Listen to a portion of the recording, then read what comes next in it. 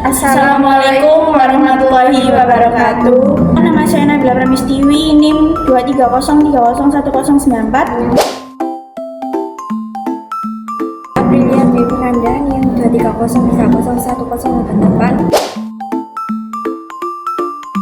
Saya Sabrina Dinda Faradiba, NIM 230301090. Saya Ula Ramadhani dengan NIM 230301101.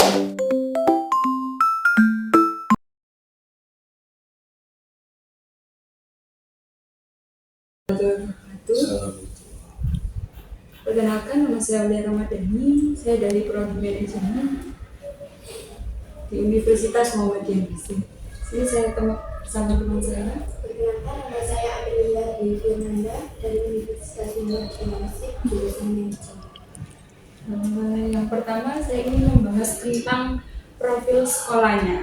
Kalau boleh tahu alamat lengkap atau lokasi sekolah ini berada di sekolah mana ya Pak? Boleh dijelasin secara detail? Oke. Untuk sekolah, tentu kita kan baru kita tempati sekitar 4 tahun ya, 4 tahun belakangan. Lokasinya di Dr. Wahidin Sudirosodo, nomor 162, Randuagung, Bomas, Gresik, atau di area GKB, dekat pintu masuk GKB yang arah Bomas. Seperti itu lokasinya.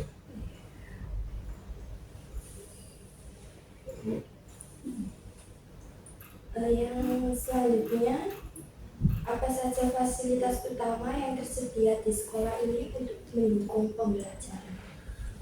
Ya, pada umumnya sekolah ya pasti mempunyai fasilitas yang standar ya, ada kelas, ada juga ruang guru, kemudian laboratorium dan lain sebagainya. Cuma yang mungkin membedakan sekolah kami dengan yang lain, satu ada lift, ada 2 lift ya, 2 lift yang operasionalnya untuk siswa dan guru serta tamu. Kemudian kita punya lapangan di atas di lantai 7, itu ada lapangan futsal, basket, bisa juga dipakai bulu tangkis, itu di lantai 7 bisa digunakan 24 jam, apapun cuacanya juga oke, karena indoor. Kemudian fasilitas lainnya yang mungkin berbeda dengan sekolah lain, kita ada studio podcast juga punya, kemudian ada juga guest house. Maksudnya guest house itu kalau ada tamu keluar kota, luar negeri yang kesini bisa kita tempatkan di situ. Kalau boleh tahu misi-misi sekolah ini dalam bidang pendidikan itu apa ya? Ya, secara umum visinya adalah sekolah menjadi sekolah Islami, sekolah inovatif Islami yang standar internasional seperti itu. Jadi memang target kita secara global itu anak-anak tidak hanya melanjutkan pendidikannya di dalam negeri tapi juga di luar negeri, tapi tetap juga menjunjung nilai-nilai belajar yang Islami. Pertanyaan selanjutnya, jenis program pendidikan apa saja yang ditawarkan? Misalnya reguler, akselerasi, vokasi, atau internasional. Kita di sini ada 4 program ya. Yang pertama kelas reguler itu sama dengan kelas-kelas pada umumnya, menggunakan kurikulum terbaru dari pemerintah. Yang kedua itu ada kelas internasional, itu mix antara kurikulum dari Amerika dan dari Indonesia pada mata-mata tertentu, contohnya di bahasa Inggris, informatika, kemudian nanti matematika dan beberapa mata lain. Yang ketiga ada kelas Muhammadiyah Boarding School, itu dimana selama 24 jam peserta didik itu tinggal di asrama. Di sana juga dapat belajar mengenai hal-hal keagamaan, kemudian pagi sampai sore ke sekolah di sini, kembali pulangnya tidak ke rumah tapi ke asramanya masing-masing. Dan yang terakhir ini kelas virtual di mana siapapun bisa bersekolah kapanpun dan dimanapun, tidak terbatas waktu dan tempat, karena kita melalui kelas virtual ya, bisa ada learning management system sendiri, kemudian ada video call sendiri atau voice call juga, Jadi seandainya peserta didik itu bisa sekolah itu kita jadwal sih dari Senin sampai Jumat ya. Cuma walaupun begitu kita bisa agendakan pada kelas malam juga bisa. Kan kesepakatan antara guru dan siswa. Ya, berdampak ya. Sudah berdampak. Bagaimana struktur organisasi di sekolah ini? Siapa saja yang memegang posisi penting seperti kepala sekolah, wakil kepala sekolah, atau koordinator? Oke. Jadi secara yayasan kita di bawah naungan Majelis Pendidikan Dasar dan Menengah, pimpinan daerah Muhammadiyah Kabupaten Gresik, yang tentu saja afiliasinya nanti kalau ke atas ya ke wilayah Muhammadiyah Jatim dan pimpinan pusat. Kalau struktur sekolah yang paling tinggi tentu saja kepala sekolah dibantu oleh 5 wakil kepala sekolah. Ada wakil kepala sekolah bidang kurikulum, ada kesiswaan, ada keislaman Muhammadiyah dan bahasa atau disingkat Ismuba, ada sarana dan prasarana, yang kelima ada kehumasan. Dan masing-masing wakil kepala sekolah itu membawa beberapa koordinator. Contohnya koordinator kesiswaan ada IPM atau OSIS juga, ada juga ekstrakurikuler, tata tertib seperti itu. Kalau di kehumasan ada koordinator bidang publikasi, ada juga bidang marketing atau pemasaran. Kalau di Sarpras juga ada koordinator pemeliharaan dan inventarisir. Kalau di Ismuba ada koordinator bidang budaya hidup Islami. Kalau di kurikulum ada koordinator bidang pengembangan prestasi, kemudian penjadwalan, mapel, dan juga program-program non formal seperti logistik ataupun passion. Seperti itu. Bawahnya lagi koordinator itu ya anggota lah, atau guru-guru yang mengajar mapel gitu ya, juga dibantu oleh karyawan yang bukan guru yang tidak mengajar, namanya karyawan atau staff, tenaga kependidikan di masing-masing bagian.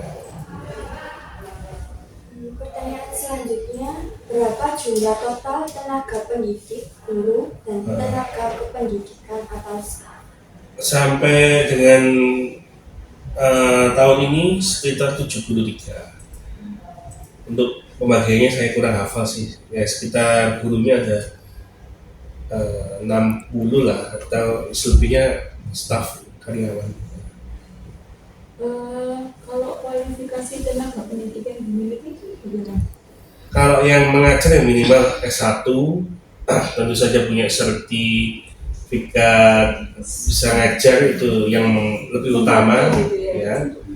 Tapi itu nanti kan ongoing, bisa jalan meskipun belum ada sertifikat pendidik, mereka ngajar dulu, kemudian nanti bisa ikut PPG ya, proses PPG itu apa, program profesi guru.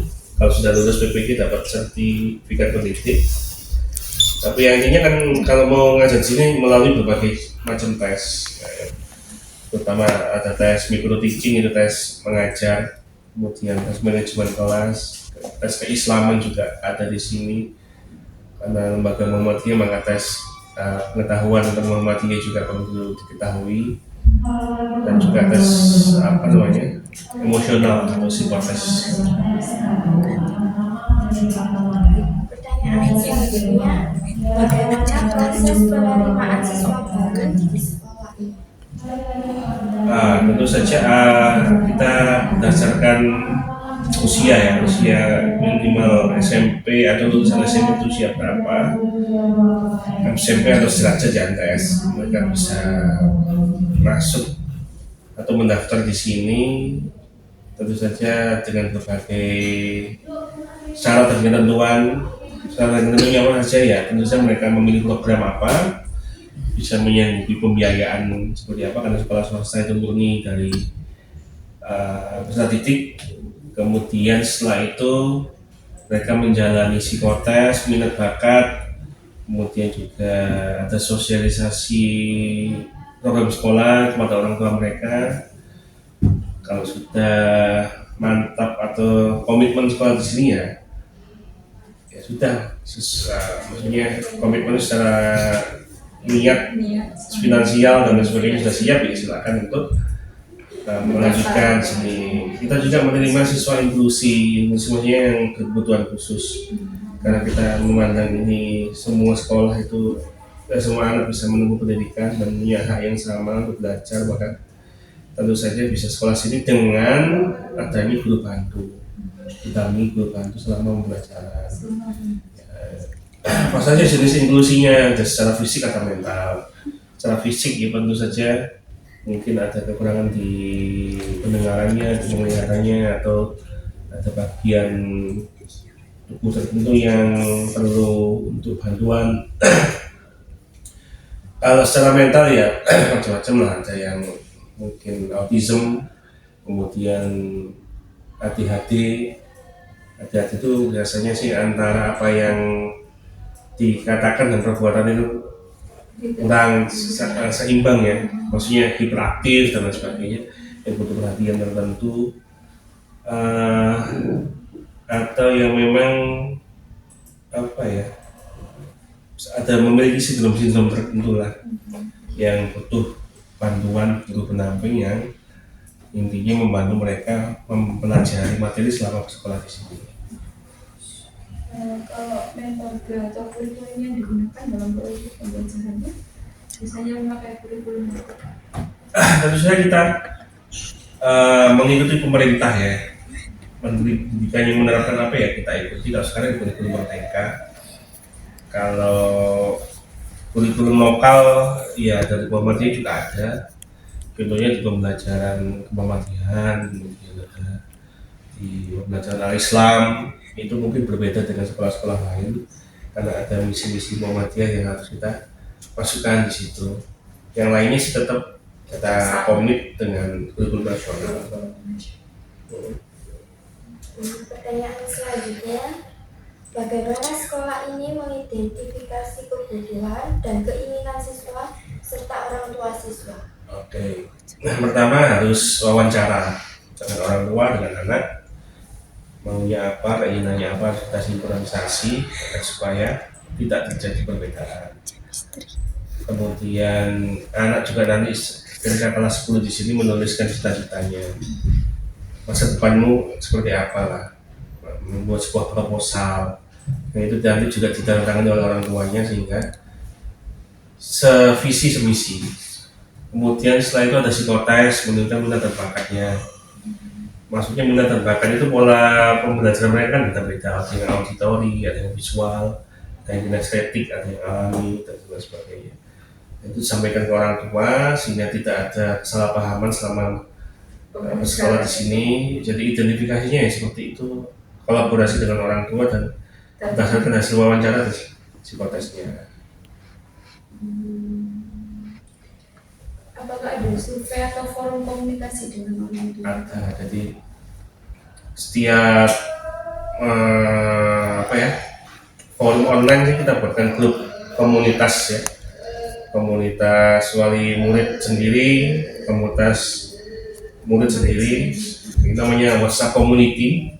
Jadi kita manajemennya tidak lagi per grup tapi sudah per communities ya. Jadi kalau kita share informasi sekali klik ke komunitas siswa, semua siswa sudah baca pada momen itu juga. Orang tua juga begitu, ada informasi apa pemberitahuan kita sekali klik, seluruh orang tua yang online pada waktu itu bisa memegang HP dan ada koneksi internet, bisa mantau informasi.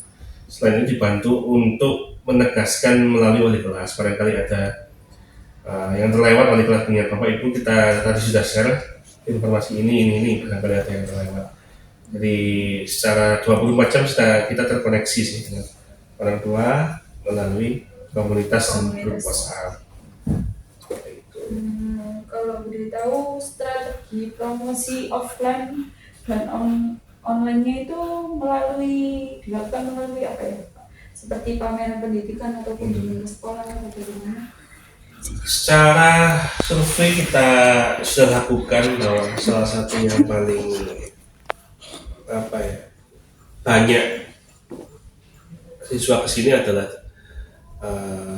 mode to mode ya, maksudnya rekomendasi dari alumni, rekomendasi dari sesama orang tua, tapi tetap kita tidak meninggalkan pola marketing yang offline yang memang biasa kita lakukan. Masih sampai saat ini adalah pemasangan baliho, masih yang kita lakukan banner di mana lokasinya di titik strategis atau di depan SMP yang ada di sekitaran wilayah dan sekitarnya.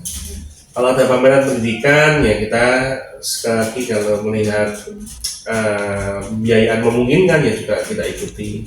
Dan yang paling sering sih kita kunjungan ke SMP untuk mengisi materi parenting, kemudian mengisi materi pelatihan guru, pelatihan siswa.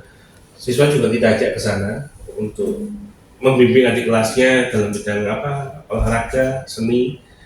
Jadi tidak hanya guru saja yang datang ke sana, tapi siswa kita ajak, terutama alumni dari SMP yang kita kunjungi ya, untuk ada kaitan emosionalnya dengan anak-anak alumni kan. Untuk dalam menghadapi persaingan tersebut, apa yang membuat sekolah ini berbeda dengan sekolah-sekolah yang lain?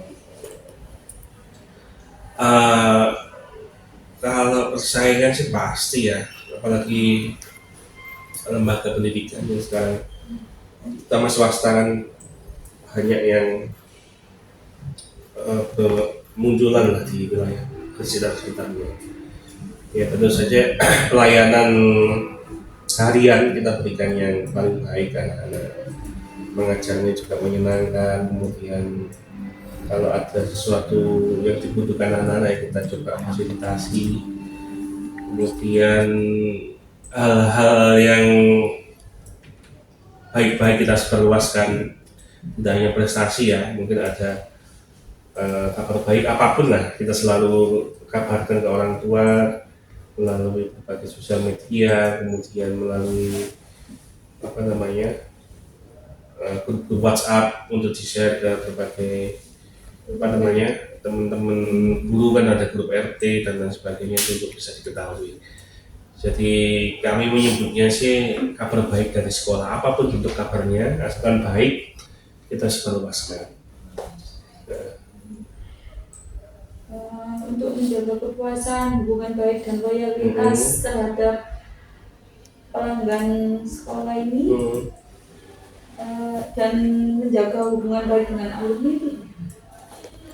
Kalau alumni tentu saja ada ikatan alumni ya. Ikatan alumni meskipun belum berjalan maksimal karena kesibukan mereka kan ya. Apalagi sudah berumah tangga, bekerja, tapi tetap kita informasikan kalau ada apa-apa ke alumni. Kemudian untuk menjaga loyalitas customer kan, kalau di bidang pelayanan jasa pendidikan kita mempunyai wali murid, ya kita memberikan pelayanan yang sebaik-baiknya, ramah. Kemudian kalau ada sesuatu yang memang perlu ditegur karena memang ini pembangun karakter ya tetap kita kompromikan dengan orang tua, izin kalau anaknya katakanlah perlu ditegur dalam hal yang baik-baik, kita tentu kita lakukan supaya nanti hasilnya juga baik. Nah, biasanya sih memang kalau yang sudah merasakan pelayanan pendidikan yang baik dari sini, maka adiknya ikut di sekolah di sini, saudaranya di sini. Jadi ya itu yang saya katakan tadi, mode to mode ya. Jadi apa yang dialami diceritakan, orang percaya karena memang yang menceritakan juga saudaranya, orang tuanya atau bibinya, pamannya, tentu banyak yang tertarik. Nah, itu sih marketing paling efektif ya, hasil pelayanan kita harian di sini. Kalau memang ada saudaranya sekolah sini berarti kita anggap repeat order lah, kalau barang seperti mengulang pembelian, purchasingnya kembali seperti itu. Oke. Ada atau Sudah. Oke. Baik, terima kasih. Ya sama-sama. Terima kasih untuk atas waktu dan wawancara yang diberikan, informasi yang diberikan. Sebelumnya mohon maaf kalau ada kurangnya. Wassalamualaikum warahmatullahi wabarakatuh.